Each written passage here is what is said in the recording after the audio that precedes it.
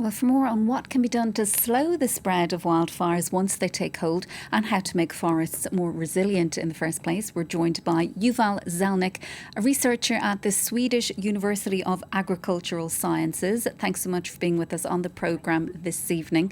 Now, your research largely focuses on how forest management and landscape structure can influence the risk of wildfires.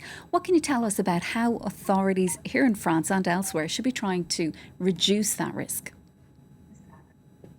Well, thank you for having me here, by the way. I think the way to think about it is that right now when there's a fire, we do, the things we've just seen to prevent fires and limit them and so on, but we can also do things way before, years earlier, and in particular, when we consider how we're managing our forests and planting types of trees, even sort of trying to make sure that the soil has enough soil moisture so that the fuel doesn't tend to burn so easily.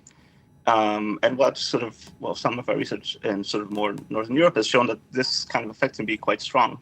And of course, when you try to translate that to a place that's quite different, like France, obviously you need to know more specific, you need to run different experiments, you need to run different studies, but those principles should generally hold. We just need to figure out how to apply them more properly.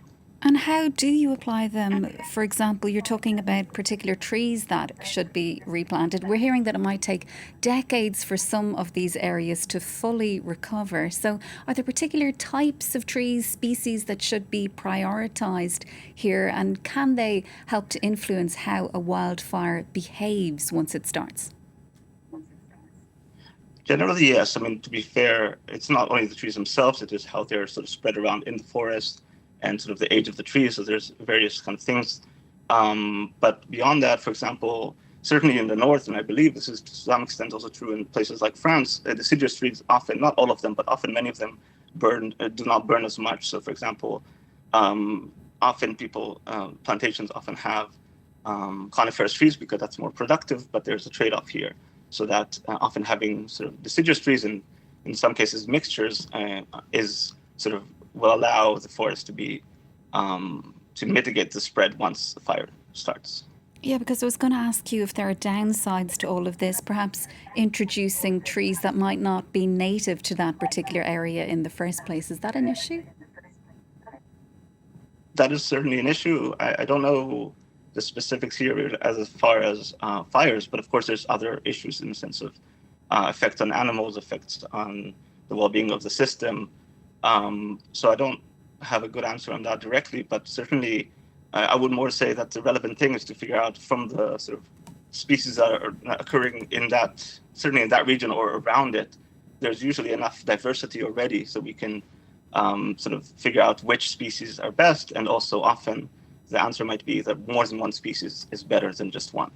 And you mentioned draining and ditching techniques. Are there other ways to alter the moisture levels in the soil? Of course, we've had 3 big heat waves here in France. We're bracing for a 4th one. So it's kind of difficult to introduce certain things when you're dealing with climate change and very, very hot temperatures. Yeah, I mean, I should say ditching is a kind of confusing thing because in Sweden, ditching actually sort of homogenizes the soil moisture throughout to increase the forest production, but that ends up having some issues with sort of more fire spread. I don't know if there's a clear parallel in that respect, but I would just say more generally that trying to prevent homogenization of the whole landscape is maybe the best thing we could do, which is, for instance, in the sense of soil moisture, as we were talking about species of trees, also sort of the stand sizes, things like that. As a general rule, from what we've seen in our studies and some other studies as well, heterogeneity tends to lead to a higher resilience, also against fires. And Yuval, were you surprised to see the extent of these fires, not just here in France, but also in Spain? What exactly affects how fast and how far a fire will spread once it starts? This has many considerations. I mean, I don't know how much you want to get into the details. I should say I'm not sort of an expert on what happens once a fire actually starts, and there's sort of people who know much more. But nonetheless, overall, Typically, it's a mixture of the sort of temperature and humidity, which is sort of one factor, and the wind speed is often a very large factor. And I think, in effect, these two things sort of often when you get these large fires, you get these two factors, so like very dry conditions for quite a while, often, as in there's sort of a history effect. So if we had a long drought, that's worse than a short drought, and combined often with strong winds that will carry fires very far. Often that combination is very dangerous. Has been in Sweden, say in 2018, and has now in Spain and in France, and unfortunately in many places these days due to climate change. And Yuval, we are, of course, still only in July. We're being warned by the President to expect, tough weeks ahead, particularly people down in the southwest of France. Is there anything that can be done on a more short-term level, instead of replanting trees, something that's going to take years or perhaps decades for the area to fully recover? Is there anything that can be done on a shorter term to make this forest land more resilient? At the end of the day, I think in the immediate sense, beyond, of course, fighting fires once they happen, the main other thing is try to sort of prevent the initiation of fires. And this is true certainly throughout Europe, where most fires are started by humans, often, of course, by accident, sometimes not by accident. And so sort of directly, if you have better information to the public about different sort of actions they can do to prevent accidental fires, I think that most likely can have a very strong effect. And if you had any advice for the French government, we're still dealing with these massive fires here. Also in Spain, the situation appears to be getting a little bit better. What would your one piece of advice be for the French government and other authorities when it comes to really trying to protect forest land and other agricultural areas? I suppose I'm a bit sort of biased here, but I personally believe that our understanding is still quite limited on these topics.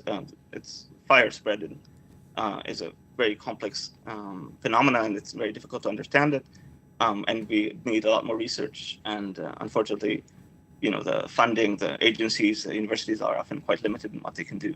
So I believe that on the long run, this kind of things can be quite meaningful, given that climate change will not be something we can sort of stop within the next, say, decade or two. Yuval, thanks so much for joining us with your expertise and your time on the programme. Do appreciate it. That is Yuval Zelnik, researcher at the Swedish University of Agricultural Sciences. Well, as we say, neighbouring